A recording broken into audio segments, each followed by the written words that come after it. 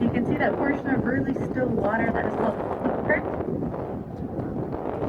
Whales make that when they move their rear flippers back and forth pretty quickly throughout the water. It stills the top portion of the water, so that way we know where the whale's been.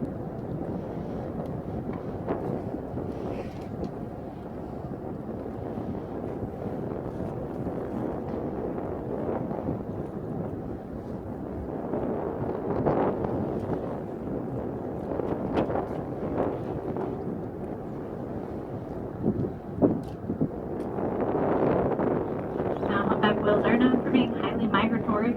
They travel pretty good distances between feeding and breeding grounds. Now, where those areas are dependent on the population of humpbacks. Different populations do have different breeding grounds. Some of those can be pretty far away.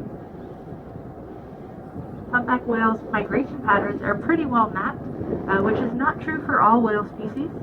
Some whale species we're still trying to figure out where the different populations go and travel to. A good example of that is blue whales. We're still trying to figure out their migration patterns for their different populations. One of the ways we do this is by taking photos of our animals, especially their flukes or their rear flippers. It acts like a fingerprint or a thumbprint for our animal. That way we know who's who. And we can compare those pictures with other animals to see if those whales have been in our area before, if they're residents, they came from somewhere else.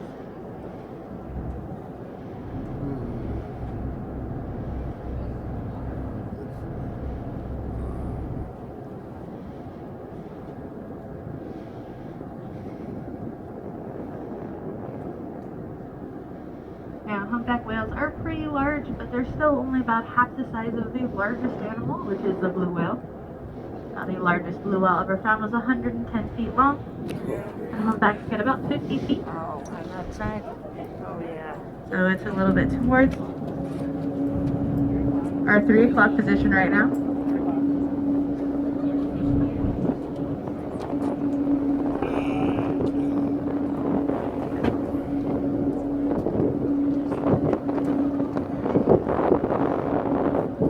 So again, these animals can get about 50 feet long, and their flippers, so their pectoral fins, are about a third the length of their whole body, so they are very large. And that's one of the ways these animals are able to be so acrobatic. They can actually get their whole body out of the water when they breach. And they're pretty well known for other acrobatic activities like tail lunges and throws, pectoral slaps, and even chin slaps.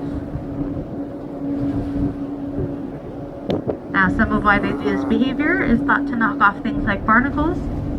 They may also be trying to stun prey or even attract a female.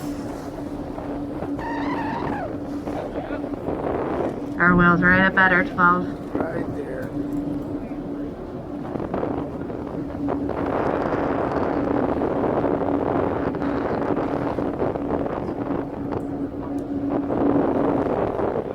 Now, humpback whales are also known for having really long songs. So during breeding season, they will sing songs to attract a female. Those songs can last sometimes up to 20 minutes, and they'll sing them on repeat. You can see our whale just a little bit towards the right of our 12. Yes. That's a really nice fluke from our humpback. So right before he fluked, you were able to see that really nice arch, so that's what actually gives the whale their name.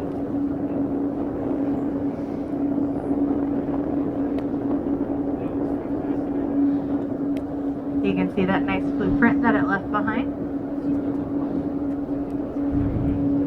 Alright, so that was a nice send-off from our humpback whale. We are going to have to start to head back towards Long Beach, so you do want to grab a seat or hold on.